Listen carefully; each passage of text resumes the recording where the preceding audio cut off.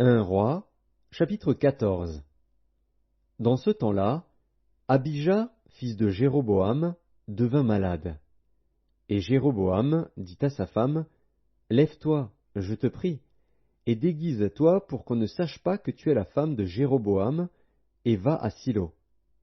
Voici, là est Akija, le prophète. C'est lui qui m'a dit que je serais roi de ce peuple. Prends avec toi 10 pains, des gâteaux et un vase de miel, et entre chez lui. Il te dira ce qui arrivera à l'enfant. La femme de Jéroboam fit ainsi. Elle se leva, alla à Silo, et entra dans la maison d'Akija. Akija ne pouvait plus voir, car il avait les yeux fixes par suite de la vieillesse. L'Éternel avait dit à Akija, La femme de Jéroboam va venir te consulter au sujet de son fils, parce qu'il est malade. Tu lui parleras de telle et de telle manière. Quand elle arrivera, elle se donnera pour une autre. Lorsqu'Akija entendit le bruit de ses pas, au moment où elle franchissait la porte, il dit, Entre, femme de Jéroboam. Pourquoi veux-tu te donner pour une autre? Je suis chargé de t'annoncer des choses dures. Va, dis à Jéroboam, Ainsi parle l'Éternel, le Dieu d'Israël. Je t'ai élevé du milieu du peuple. Je t'ai établi chef de mon peuple d'Israël. J'ai arraché le royaume de la maison de David, et je te l'ai donné. Et tu n'as pas été comme mon serviteur David, qui a observé mes commandements et qui a marché après moi de tout son cœur, ne faisant que ce qui est droit à mes yeux. Tu as agi plus mal que tous ceux qui ont été avant toi.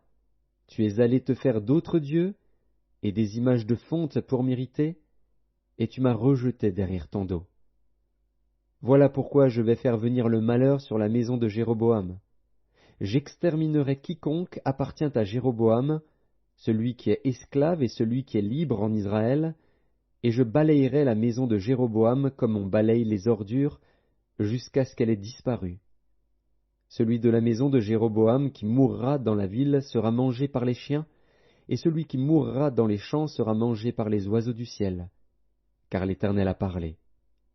Et toi, lève-toi, va dans ta maison. Dès que tes pieds entreront dans la ville, l'enfant mourra. Tout Israël le pleurera, et on l'enterrera, car il est le seul de la maison de Jéroboam qui sera mis dans un sépulcre, parce qu'il est le seul de la maison de Jéroboam en qui se soit trouvé quelque chose de bon devant l'Éternel, le Dieu d'Israël. L'Éternel établira sur Israël un roi qui exterminera la maison de Jéroboam ce jour-là, et n'est-ce pas déjà ce qui arrive? L'Éternel frappera Israël, et il en sera de lui comme du roseau qui est agité dans les eaux. Il arrachera Israël de ce bon pays qu'il avait donné à leur père, et il les dispersera de l'autre côté du fleuve, parce qu'ils se sont fait des idoles, irritant l'Éternel.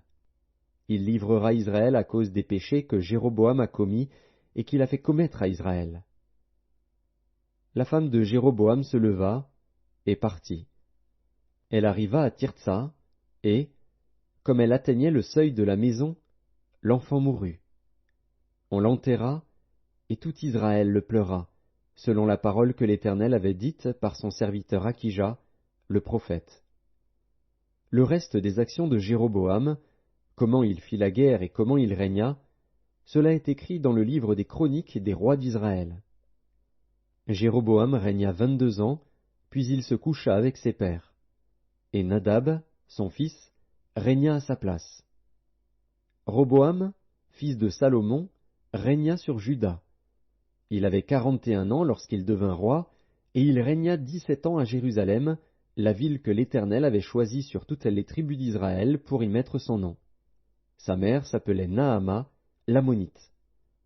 Juda fit ce qui est mal aux yeux de l'Éternel. Et, par les péchés qu'ils commirent, ils excitèrent sa jalousie plus que ne l'avait jamais fait leur père. Ils se bâtirent, eux aussi, des hauts lieux avec des statues et des idoles sur toute colline élevée et sous tout arbre vert. Il y eut même des prostituées dans le pays. Ils imitèrent toutes les abominations des nations que l'Éternel avait chassées devant les enfants d'Israël. La 5e année du règne de Roboam, Shishak, roi d'Égypte, monta contre Jérusalem.